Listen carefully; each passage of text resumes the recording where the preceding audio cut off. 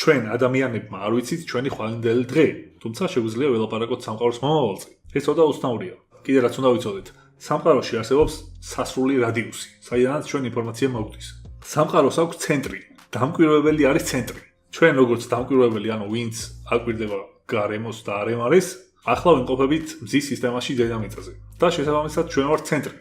ანუ ჩვენ ყველა მიმართულებიდან ვიღებთ ინფორმაციას. ანუ ცენტრში ვართ ინფორმაციის მიღების, ასე ვთქვათ. ჩვენი თავი რომ ავიღოთ და სადმე სხვაგან გადავსვათ, ის ადგილი გახდება ცენტრი, რადგან დამკვირვებელია ცენტრი. ისე ცენტრი არ გააჩნია სამყაროს. რო რამე. ერთი ამბავია კიდე რაზეც უნდა შევთანხმდით.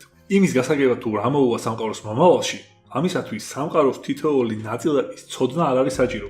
ამას აგიხსნით რატომ არის ასე. და თან უნდა ვიცოდეთ, რომ რაღაცნაირად ამ სამყაროში ყველაფერი თითქოს საშუალოვდება. მოდი ცოტა გავამარტივოთ ეს სიტუაცია. იმის გასაგებად თუ რატომ გვაქვს ჩვენს თავზე იმხელა ამბიცია, რომ შეგვიძლია გამოვთვალოთ რა დაემართება სამყაროს, მიუხედავად იმისა, რომ შეიძლება რაღაც ელემენტარულებში ვიჭრებით და განვითარებით არც ისე მოწოდების სიმაღლეზე ვართ ამ სამყაროს მასშტაბებთან შედარებით, მაინც შეგვიძლია რაღაც დასკვნის გამოტანა და რატომ ნახეთ.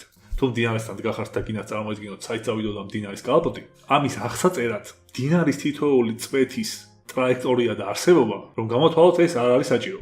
რადგან როგორც ზემოთ გითხარით, ამ სამყაროში რაღაცნაირად ყველაფერი საშუალოვდება. მდინარიდან ზოგი წვეთი არ მოხდება, ზოგი ქვაზე დარჩება, ზოგი აორთქლდება, ზოგს ირემიდალებს. იმდენი რამე შეიძლება დაემართოს ერთ კონკრეტულ წვეთს, რომ თუ მაგას გამოეკიდები, ამით მდინარის რაობაზე ბევრს ვერაფერს გაიგებ. მაგრამ ამას თუ გაასაშუალოებ და ზოგადად დააკვირდები მდინარის წვეთების უმეტესობა რა ტრაექტორიით მოძრაობს, მდინარის კალაპოტის გამოთვლაც შეგეძლება. და შეგიძლია იწინასწარმეტყველო კიდეც ეს მდინარის კალაპოტი საით წავა. დაახლოებით ამას გავს ის მომენტი, როცა ადამიანები ვფიქრობთ თუ რა შეიძლება დაემართოს სამყაროს მომავალში.